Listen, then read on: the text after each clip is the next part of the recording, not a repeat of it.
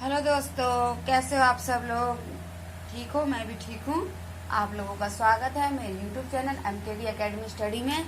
तो गाइज, आज का टॉपिक है आपका फ्यूचर परफेक्ट कंटिन्यूअस टेंस। मैंने आपको फ्यूचर परफेक्ट तक कंप्लीट करा दिया, पास्ट प्रेजेंट भी कंप्लीट करा दिया है मैंने। तो गाइज, पीछे की बैक क्लासेस देखते रहना सब। और स्टार्ट करने से पहले मेरे चैनल को लाइक करें, शेयर करें, सब्सक्राइब करना ना भूलें। तो नोटबुक और पेन लेकर बैठे साथ साथ। तो आज आपका future perfect continuous tense last topic है आपका ये। इसके बाद आपका टेंस कंप्लीट हो जाएगा।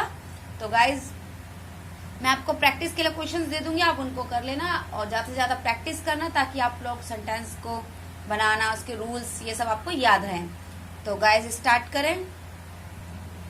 और मैं आप लोगों की एक दिन सारे टेंसों की क्विक रिवीजन करा दूंगी ताकि आप लोगों को याद रहे। ओके गाइज, तो स्टार्ट करें। Future perfect continuous tense. तो पहला है, मैंने बोला आपसे फ्यूचर परफेक्ट टेंस, मैंने आपको बता रखा है ये परफेक्ट और कंटिन्यूअस का मिक्सचर होता है। जो कार्य फ्यूचर में कुछ समय तक जारी रहता है, मतलब वो हुआ तो है पर कुछ टाइम के लिए हुआ है, मतलब होकर वो खत्म हुआ और कुछ ही समय में जारी होके चला, खत्म होके ओके चला गया। ठीक है गाइस। फिर है आपका कार्य फ्यूचर के शुरू होकर किसी विशेष समय तक नहीं जारी रहेगा। मतलब कोई फ्यूचर आपका शुरू होकर किसी विशेष को इम्पोर्टेंट टाइम तक, समय तक जारी नहीं रहेगा। थोड़ी देर में होगा, हुआ मतलब स्टार्ट हुआ, खत्म हुआ, सब कुछ कंप्लीट हो गया नेक्स्ट देर में। ठीक है। इसमें बाय प्लस टाइम या टाइम क्लोज प्रेजेंट होता है। ठीक है गाइस।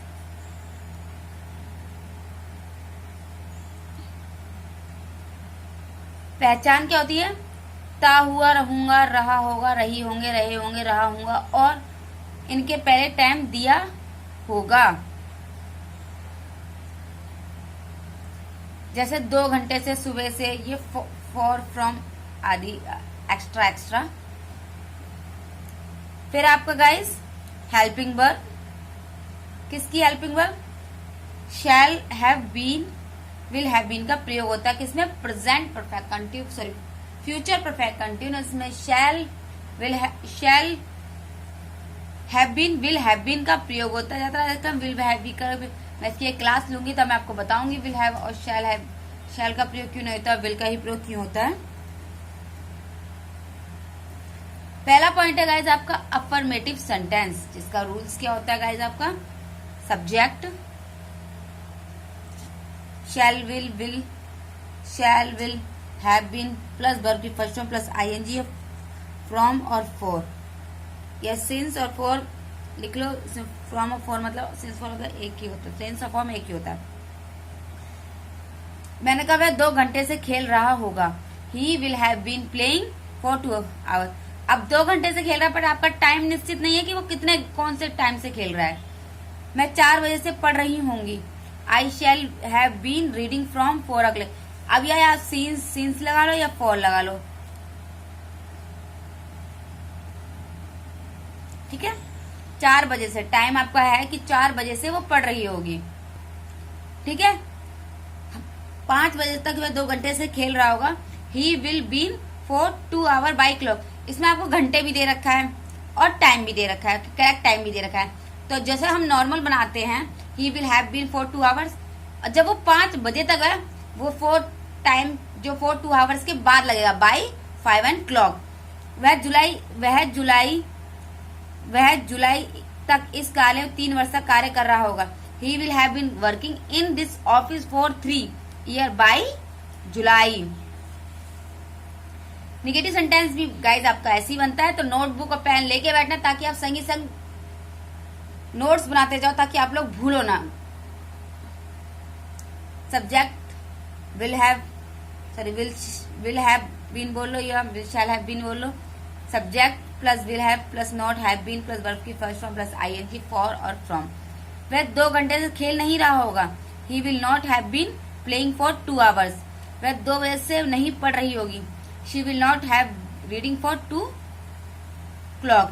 ठीक है। She will not have been reading for 2 o'clock।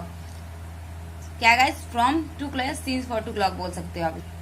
फिर आपका इंट्रोगेटिव सेंटेंस रूल है will shall plus subject plus have been plus verb की first form plus ING for और फ्रॉम। मैंने क्या बोला, इंट्रोगेटिव हम प्रश्न पूछते हैं, किसी से प्रश्न पूछते हैं, वो हमें यस और नो में जवाब देता है। तो मैं आपसे पूछ रही हूँ, क्या वह 2 घंटे से खेल रहा होगा, या क्या वह 2 घंटे से पढ़ रहा होगा, क्या वह 2 घंटे से नाच रहा होगा, या वो टीवी देख रहा होगा। मैं आपसे प्रश्न पूछ रही हूँ सब, तो आप मुझे रिप्लाई में आंसर क्या दोगे। Will we have been playing for 2 hours, will he have been playing for 2 hours. क्या वह 2 बजे से पढ़ रही होगी, तो will shall have been reading from 2 o'clock। ठीक है गाइस। फिर आता है इंट्रोगेटिव नेगेटिव सेंटेंस। मैं आपसे प्रश्न पूछ रही हूँ, नहीं में आप मुझे क्या जवाब दोगे, नहीं में ही जवाब दोगे। Will shall plus subject plus not have been verb की first form plus ING for form. मैंने बोला क्या वह 2 घंटे से खेल नहीं रहा होगा, तो आप क्या बोलोगे, will he not have been playing for 2 hours. क्या वह 2 बजे से नहीं पढ़ रही होगी, तो आप क्या बोलोगे मुझसे, will she not have been reading from 2 o'clock। फिर क्या guys, WH family rule. WH word will shall subject not have been verb की first form plus ING form.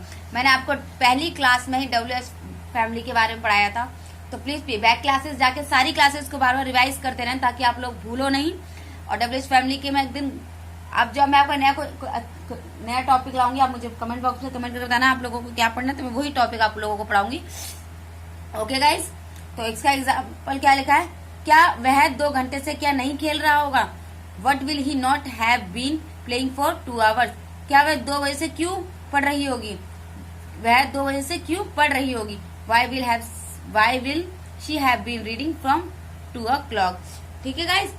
तो मैंने आपको बताया WH फैमिली में वाई, व्हेन, कब, कैसे, हाउ, इन सब का वर्ड का यूज होता है। मैंने आपको इन सब के मीनिंग्स बता रखे हैं, तो आप इन मीनिंग्स को पढ़ लेना आगे जाके। ठीक है गाइस।